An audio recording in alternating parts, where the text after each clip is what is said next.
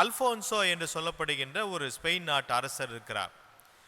அவர் கடவுளுக்கு அஞ்சி நடக்கின்றவர், நல்ல ஒரு பக்தியானவர். அவர் ஒரு முறை தன்னுடைய அரண்மனையிலே வேலை செய்கின்ற அந்த பையன்களை அவர் உற்று நோக்கினாராம்.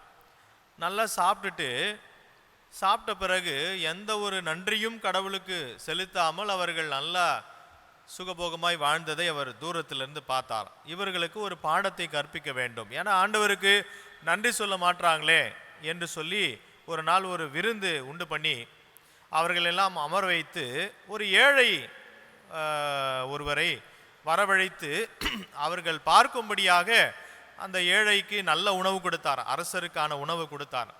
நல்லா சாப்பிட்டானா அந்த ஏழை. சாப்பிட்டுட்டு அந்த அரசருக்கு என்ன சொல்லியிருக்கணும்? நன்றி சொல்லியிருக்கணும். எதுவுமே சொல்லாமல் அவன் எழுந்து போயிட்டானான்.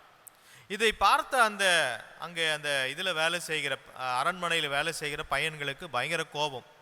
இன்னும் அரசருடைய உணவு அவன் சாப்பிட்டு இருக்கிறான், சாப்பிட்டு முடிச்சு ஒரு நன்றி கூட சொல்லாமல் போயிட்டானே அப்படின்னு சொல்லிட்டு அவன் கொல்லப்பட வேண்டும் அரசரே அப்படின்னு சொன்னாங்களாம். கொல்லப்பட வேண்டுவது அவன் மட்டும் இல்லை, நீங்களும் தான். ஏன்னா கடவுள் உங்களுக்கு இவ்வளோ பெரிய ஆசீர்வாதத்தை கொடுத்துருக்கிறாரே, நீங்கள் நன்றி சொல்லணுன்ற எண்ணம் உங்களுக்கு வருதா?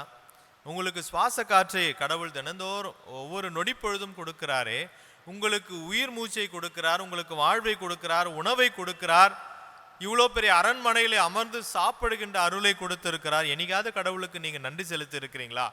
நீங்களும் தான் அவனை போல கொல்லப்பட வேண்டும் என்று சொல்லி அரசர் சொன்னாராம்.